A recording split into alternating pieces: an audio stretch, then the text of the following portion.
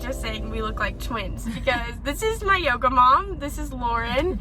I've known you since I was 17, which is wild. Just I did my yoga teacher training, and outside of yoga though, I've learned a million things from your heart, and I'm grateful. So I'm excited you're gonna do this morning. I'm excited to be here.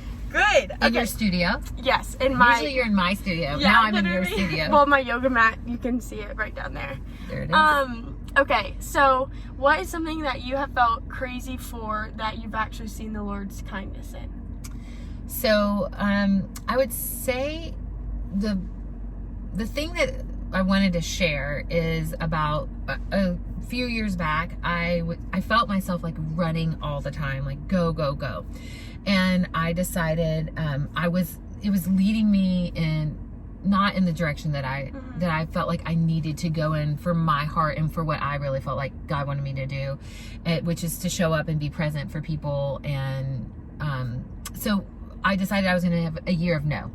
Okay. And I was going to say no to things that didn't lead me in a direction that I felt either helped me be a better mom, or helped me to be better yoga teacher, studio owner, and show up for my people. So my personal mission statement is to inspire people to move better and live better and feel better in their bodies and work.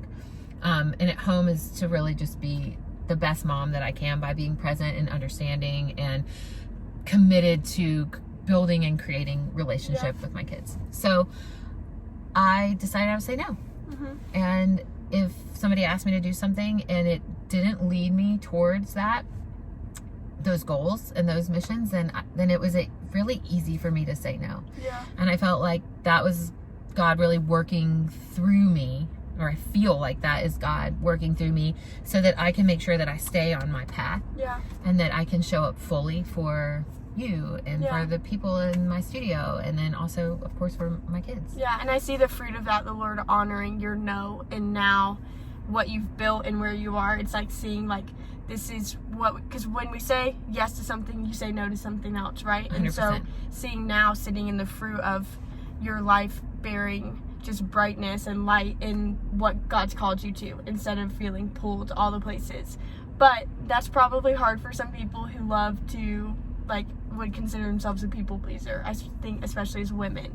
So what was that like for you? How did you get into the rhythm of actually pausing for a minute before you gave your energy to something? And honestly, I'm not 100%. I struggle with it still to this day, and I am a people pleaser. I want are you happy? Are you happy? Is everybody good? Is everybody good? That's just my nature. So I think it just was practice. The pause has been really important for me. No question, trying not to just react. And when something happens, step back. And then, something I was saying this earlier today, but I always say this to my daughter who's 16, my actual daughter, not my yoga daughter. But I always say you'll never be sorry that you acted out of kindness. And so if I feel that pull or something, something's pulling me, I'm I can say no kindly. I can say it's a no for now. It's not a no forever, but it's a no for right now based on what my bandwidth currently is. And so it's just over time, I don't know, I just got better at it. Practice, anything else.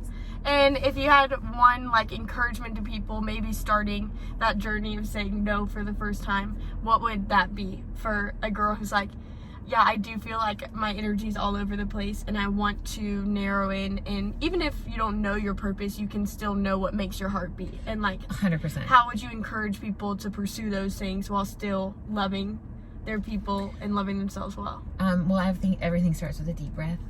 So pause. That pause is so important. Pause. Take a deep breath. And it might be more than a deep breath. It might be I just need to step back from the situation right now and assess where is my heart leading? And if we just say yes, and you can get back to people, you could actually say I'm gonna get back to you, right? So I would say the pause. Find the pause, whether it's in the moment, a deep breath, or stepping back and saying let me think about this for a little bit, and I'll get back to you on an answer for this. And that way your pause can either be immediate, or it can be, you have time to sit with it and decide does this serve my soul? Does this serve my Lord? Does this serve my purpose? And does it feel right for me? And if the answer is yes, it's a yes. And if it's no, then it's a not right now. Yeah. And that is not selfish. It is such a way to love others better. Like when you're coming from a full cup, then you actually get to love people and be present. And right. And I can show up so much more fully for everyone in my life if I have prioritized what I'm saying yes to. Yeah. I'm gifted by that in a million hours. So thank you so much. Love you. Mwah. And we love you and hope you have the best day and you're not crazy and you're really loved. So have the best weekend. Bye.